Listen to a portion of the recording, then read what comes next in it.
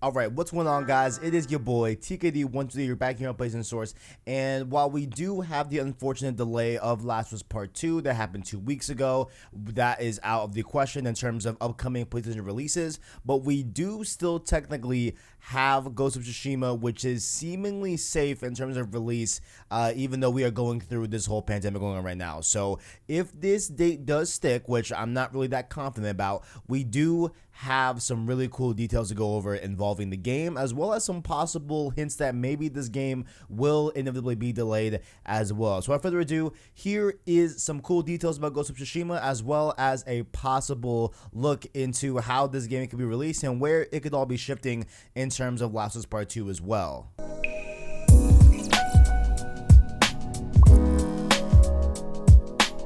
So even though we haven't had a ton of news involving Ghost of Tsushima through the past few weeks, even though as much as I would like to have a lot more news coming from Ghost of Tsushima, because I feel like we haven't really had a ton of info about this game coming out, and we haven't really seen a lot of gameplay, like with the HUD and everything, and just how game to game, you know, just how the actual open world is going to play in terms of what you'll be doing besides main missions. Besides the point, we did get a little preview and tidbit from the official PlayStation magazine that previews a few things about the game. And first thing I want to go off here is that they are going to develop this open world game, and them, of course, being Sucker Punch, are making this open world game to not have any waypoints. And they go into a little more detail here, saying that landmarks and your knowledge of the world will be how you navigate. And they go on to say that even though they are no stranger to making open worlds, the fairly minimalist nature of the environments is a bit of a departure for the developer. Time in the story will pass as you explore, with titles telling you how much time it's been since the invasion. And so I believe we have seen this before in some different clips. I'll try and find it when I edited this video, but I know we have seen some of those. I think it was actually the beginning of the E3 showcase. We saw, you know, X amount of days or whatever time has passed since the Mongol invasion. And so I think that's what will be reoccurring. I assume we'll maybe get it every time we log into the game, or maybe, you know, when a new day cycle happens, we will get that title. But I think that's a pretty cool way of, you know, telling, I guess, time, I guess, in the world and like how long it's been. But I think the biggest like takeaway, of course, from this point is that we will have to use, you know, landmarks and our knowledge of the world as we explore throughout the Ghost of Tsushima landscape to better get a grip of how we will be going from mission to mission and where we'll be going from mission to mission. Like, it won't be a waypoint. It won't be like something that you can mark on the map. I'm assuming it'll just simply be, you know, hey, go over to the, I don't know, ravine, make a left, make a right, I don't know, and then you will be able to go to your mission. So it's pretty interesting there.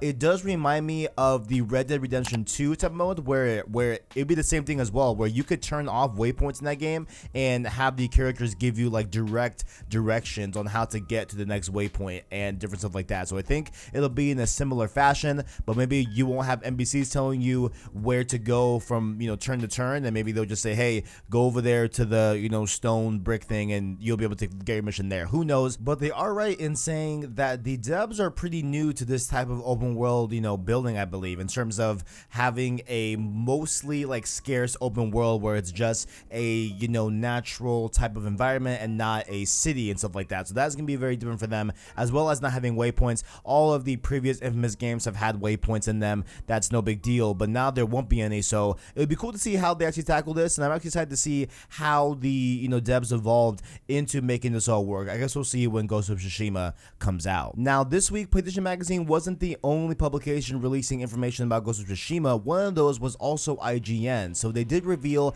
this really cool thing that is the companion system in the game. So they say here, quote, the main character Jin has many people working by his side in his war against the Mongols. The interesting thing is that these companions' view of Jin will alter depending on how you play the game, whether you go to the honorable route as a samurai or you play more like a ninja, and also whether you agree or disagree with what your allies have to say. I've never seen this done in a game outside of RPGs and choice-based games, so it's pretty cool that a feature like this is being implemented into an open world game. This is some really cool stuff, and honestly, if you guys are long time fans of Sucker Punch, you guys very well know where this all stems from. Once I read this instantly made me think of course, the karma system from the Infamous games, where, you know, even like certain dialogue choices would change and certain things would happen in the game depending on if you were a hero or if you were a villain in Infamous games. And so, of course, what I think the really cool thing about Infamous as well is that your actual aesthetic will change.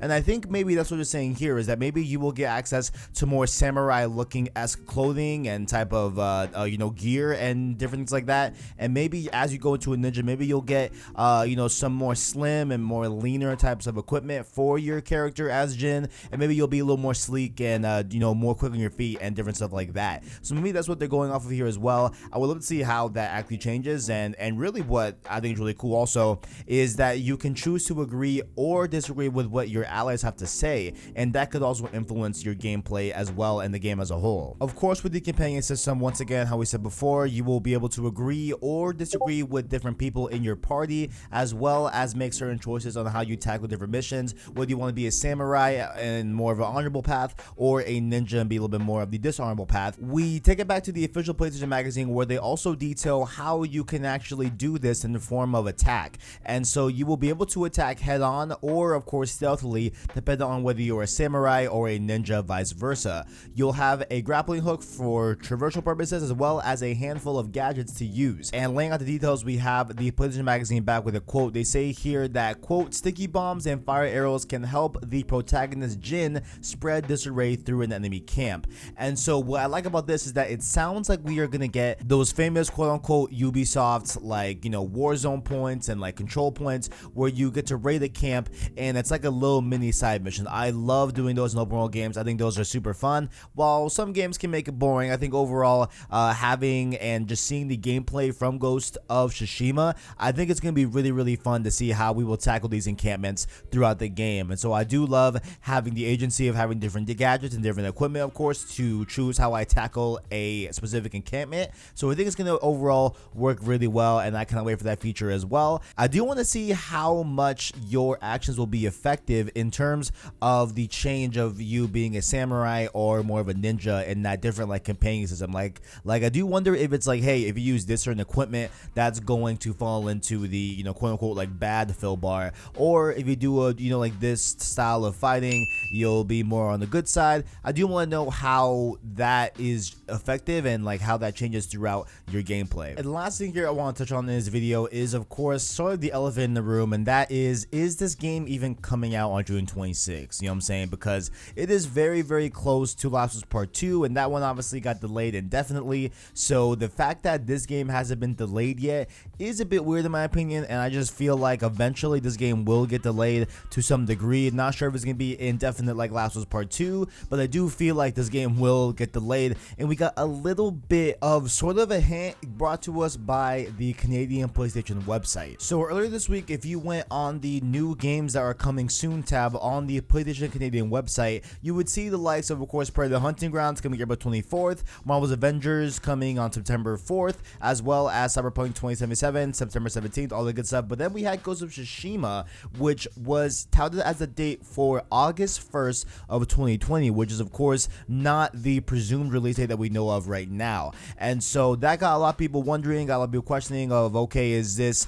going to be the actual date for the game? But when you looked into it a little more deeper, you saw that August 1st would actually fall on a Saturday. So unless they meant the day before, which I guess that would check out in itself, because most games drop on Fridays, that seemed to be a little bit of an error and kind of a little at least sign for me that, all right, like maybe this isn't an official date, because games don't drop on Saturday. That's just not a thing, But then later on, as a few days went by, it actually got reverted and updated back to its original June 26th date of 2020, as you can see here on the screenshot that was taken a little bit later on in the week. I don't have timestamps for this. I have no way to prove to you all that it was this early in the week, but trust rest assured it was. There's plenty of articles that reported on it, and I saw it from my own two eyes. I just didn't take a screenshot with the date in it. So that is kind of what was going down here. So I think that there could be something in limbo. I think that eventually maybe this game, I don't want to talk in absolutes. I feel like there's a very high probability that if Last of Us Part 2 got delayed indefinitely and that game was set to drop a month prior to Ghost of Tsushima, what makes everyone believe that Ghost of Tsushima is safe as well? Because those games are too close to each other. It just doesn't make sense for Ghost of Tsushima to have an absolute fine release and everything, and Last of Us Part 2 to not have one. So I think that Ghost of Tsushima is going to get delayed, and I think this shifting of release dates is somehow connected to that, and I think that that is telling that the date will be changed for Ghost of Tsushima. But that's all I got here for this video, guys. If you all enjoyed, make sure to leave a like on the videos, or stay subscribed to PlayStation Source to keep up with the latest and greatest in PlayStation. Down below, let me know your thoughts on all that we heard so far. What do you guys think about the companion system? What do you think about how the whole open world will not have any waypoints? Let me know your thoughts down in the comments below. And make sure also, while you are down there, to check out our description where you can find our Twitter, our Discord, as well as an anchor link to us long from content in podcast format. That, of course, being saved on our podcast, Road to Part 2, as well as all of our other content down below in the description. Thank you for watching. Like if you've enjoyed it, as well as stay subscribed to PlayStation Source to keep up with the latest and greatest in PlayStation. Thank you for watching, and as always, greatness awaits.